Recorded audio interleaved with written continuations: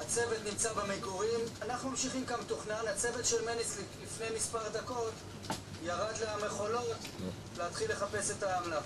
אתה יכול לצבוע לי קצת יותר מה הוא אמר לכם? הוא מספר את הסיפור שלו באופן מלא.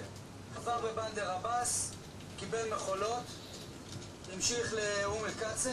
לוחמי שייטת 13 חטפו אמצעי לחימה שהגיעו מאיראן, אמצעי לחימה משמעותיים, זיהוי ודאי של רקטה M302.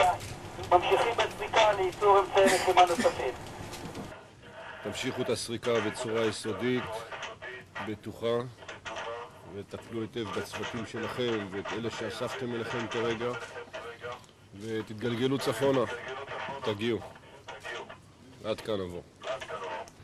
אנחנו נמצאים לאחר חלקו הראשון של מבצע בין קהילתי ובין זרועי, מורכב וחשאי, שהובל באופן מקצועי ומרשים על ידי כוחותינו בפיקודו של האלוף רם רוטברג שנמצא כעת בים. סיכלנו במבצע הזה מעבר של אונייה שמעבירה אמצעי אמל"ח מאיראן לתוך דרך סודן ולתוך רצועת עזה, שהיה בו בכדי לסכן באופן משמעותי את ביטחונה של מדינת ישראל.